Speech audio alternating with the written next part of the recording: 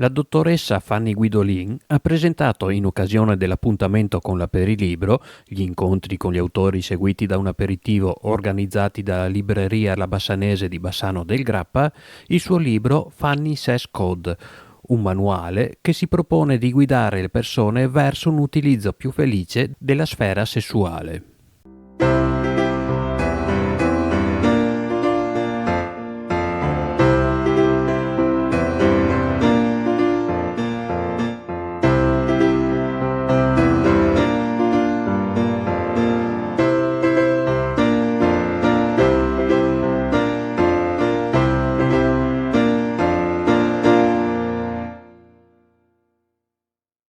In questa edizione la dottoressa Guidolin ha fornito preziosi consigli che spaziano dalla fisiologia all'igiene intima, esplorando temi culturali come le relazioni a distanza, le crisi di coppia e la dipendenza tossica amorosa. La sua approfondita conoscenza del campo offre un'opportunità unica per affrontare questioni intime e complesse. Il libro sfata molti tabù e anche molti luoghi comuni. È un libro rivolto ai giovani, prevalentemente dai 16 anni in su.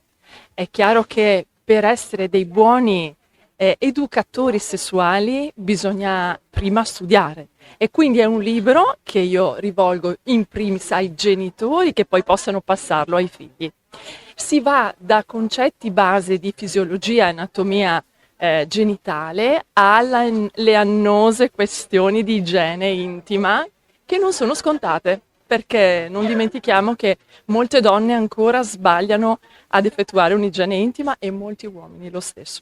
Da lì tutto quello che è la sessualità più esplicita possibile, senza filtri, senza tabù, ma senza volgarità. Siamo tutti prodotti di un atto sessuale e di conseguenza non dobbiamo aver paura di nulla. In sessuologia e in sessualità non ci sono regole, purché siano condivise. Esteticamente questo libro è stato curato in una maniera particolare.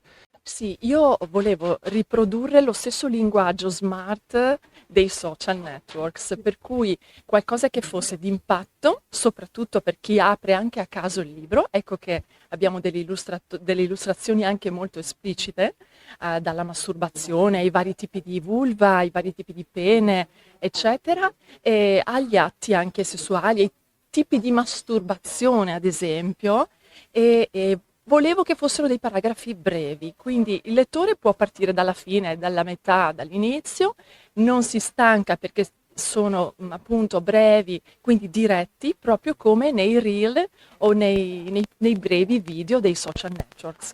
Abbiamo trasposto tutti i video dei miei social su questo libro che insomma ne è un po' il gioiello. Durante l'incontro si è apertamente discusso dei tabù legati al sesso, esplorando i molteplici colori della sessualità. La dottoressa Guidolin ha gettato luce su questioni spesso trascurate, incoraggiando una conversazione aperta e senza giudizi. Io direi che capire la sessualità è proprio il principio della sessualità è è fondante nella relazione duratura. La sessualità dovrebbe essere il fare sesso, ecco, se viene compreso maggiormente dall'immaginario collettivo, dovrebbe essere l'espressione massima dell'amore. E questo spesso non avviene. Però io posso anche interpretare una sessualità come gioco all'interno della coppia, dove c'è chi magari prende l'iniziativa e chi no, dove il sesso può essere anche fast, veloce e meno slow, o dove possono esserci delle problematiche come il dolore sessuale che vanno comprese dal partner e quindi lì ci vuole un percorso di coppia per far sì che la coppia non si smembri quando ci sono delle difficoltà. Quindi molta importanza la do anche al dolore pelvico, al dolore sessuale, di cui si parla poco, di molto poco.